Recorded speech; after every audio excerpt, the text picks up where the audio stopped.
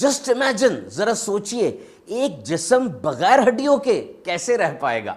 Skeletal system, हड्डियों का निज़ाम।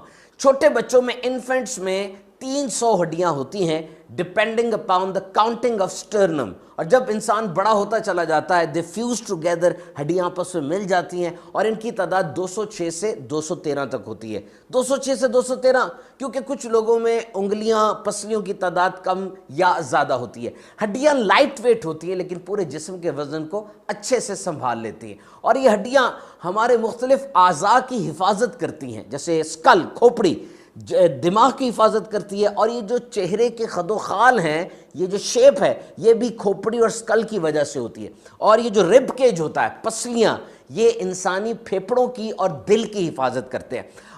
ये बताइएगा कि क्या दांत ये भी हड्डी हैं? वैसे ये दांत और हड्डियाँ पूरे जिस्म के सख्त तरीन आज़ा हैं और पूरे जिस्म की 99% कैल्शियम इन्हीं दोनों में होती है। लेकिन दांत मेडिकली हड्डियाँ नहीं हैं। याद रहे, ये हड्डियां ये जिंदा चीजें हैं। These are the live tissues. सारी जिंदगी में तब्दीली का अमल जारी रहता है और ये अपने आप को खुद रिपेयर भी कर लेती हैं। और इन हड्डियों के अंदर बोन मैरो होती है, हड्डियों का गूदा। ये एक फैक्ट्री है जहां पे खून बनता है और एक दिन में 200 अरब लाल खून के खलिए इन हड्डियों के गूदे में बन जाते हैं। आपने गौर किया होगा, कभी आर्कियोलॉजिस्ट जमीन खोदते हैं तो अंदर से पुरानी तहजीबों के आसार निकलते हैं और ढांचे भी निकलते हैं। वैसे तो पूरा जिस्म डीकंपोज हो गया, यानी मिट्टी के साथ मिट्टी बन गया, लेकिन ये हड्डियां क्यों बच जाती हैं? ये खास किस्म के मटेरियल से बनी होती है जिनको कोलेजन कहा जाता है और फिर कैल्शियम फॉस्फेट, ये दोनों का कॉम्बो बन जाता है, जिस वजह से हड्डियां ज्यादा देर तक जमीन में महफूज रहती हैं। और आइए अब सुन लेते हैं कि हड्डियों की मजबूती के लिए कौन सी खुराक जरूरी है।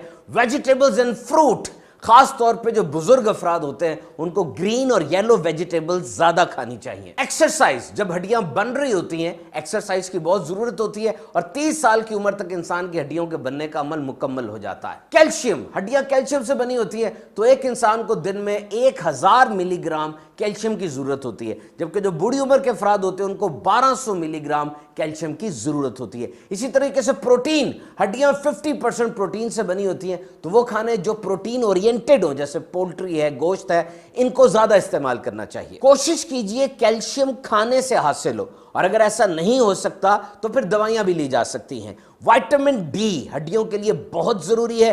दुनिया में 1 अरब अफराद में विटामिन डी की कमी पाई जाती है। जरूर डॉक्टर से मशवरा करके विटामिन डी सप्लीमेंट्स इस्तेमाल कीजिए। ओबेसिटी, जो लोग मोटापे के मर्ज में मुब्तला होते हैं उनको हड्डियों के फ्रैक्चर होने का खतरा ज्यादा होता है और उनकी हड्डियों की क्वालिटी भी मुतासिर होती है। और अगर टूटने की बात की जाए तो पूरे जिस्म में हाथ की हड्डियां ये सबसे ज्यादा टूटती हैं और बच्चों में कॉलर बोन के फ्रैक्चर के सबसे ज्यादा केसेस होते हैं। हड्डियां टूटने की एक बड़ी वजह रोड ट्रैफिक एक्सीडेंट है और जब किसी की हड्डी को टूट जाती है तो पूरे घर पे एक जिम्मेदारी आ जाती है। तो गाड़ी, मोटरसाइकिल ध्यान से चलाइए, हेलमेट का, सीट बेल्ट का इस्तेमाल कीजिए। गाड़ी चलाते हुए मोबाइल फोन, खाना वगैरह बिल्कुल इस्तेमाल ना कीजिए। गाड़ी आहिस्ता चलाइए, ख्याल रखिए अपना, अपने खानदान का और सबका।